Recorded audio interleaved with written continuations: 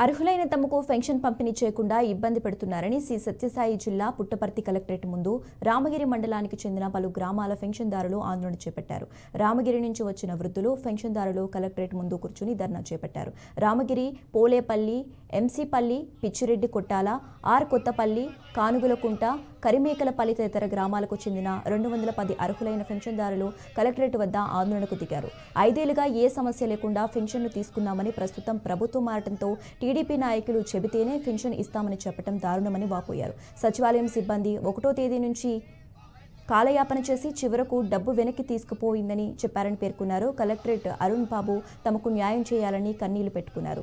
Collector అందుబాటులో లేకపోవడంతో DRDA PD నరసయ్యను కలిసేందుకు అక్కడికి వెళ్లారు. ఆయన కూడా అందుబాటులో లేకపోవడంతో దాదాపు 210 మంది పెన్షన్దారులు పుట్టపర్తి కలెక్టరేట్ ముందు న్యాయం చేయాలంటూ నినాదాలతో హోరెత్తించారు. ఉన్నతాధికారులు స్పందించి సమస్య పరిష్కరించకపోతే కలెక్టర్ కార్యాలయం ముందు నిరాహార దీక్షలు చేపడతామని హెచ్చరించారు.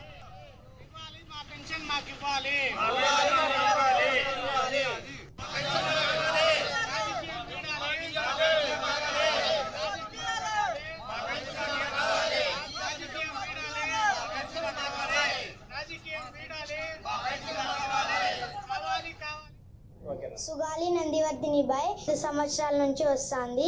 గత 3 రోజుల నుంచి మేము తిరుగుతున్నా కానీ పింఛన్ ఇవ్వటం లేదు. ఈరోజు ఇస్తాం, రేపు ఇస్తాం, మన్నాడు ఇస్తాం అట్లా అంటున్నారు, ఇవ్వటం లేదు. అంటే మాది రామగిరి మండలం ఆర్ కొత్తపల్లి. నా కూతురు పేరు సుగాలి నందివర్ధిని బాయి.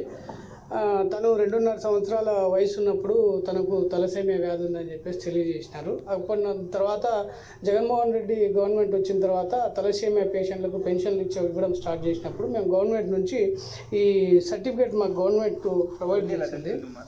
ఈ సర్టిఫికేట్ గవర్నమెంట్ మాకు ప్రొవైడ్ చేసింది. గత 5 సంవత్సరాల నుంచి ఏ రోజు కూడా మాకు పెన్షన్కు ఇబ్బంది పెట్టలేదు. గత 3 రోజుల నుంచి వాళ్ళ అమ్మ, ఆ పాప ఇద్దరు కూడా ఆఫీసుల చుట్టూ తిరుగుతూ ఉంటే లోకల్గా ఉన్నటువంటి పంచాయత్ సెక్రటరీ కావచ్చు, ఎంపీడీఓ గారు కావచ్చు, లోకల్ లీడర్ల యొక్క ప్రెజర్ ఉంది, మేము మాట్లాడి క్లియర్ చేస్తామని చెప్పేసి చెప్పుకుంటూ అట్లే కాలం గడిపేసినారు. తీరా ఇప్పుడు యాప్ క్లోజ్ అయిపోయింది, ఇంకా రాదు పెన్షన్ మీకు అని చెప్పేసి మాట్లాడి వెనక్కి పంపించినారు.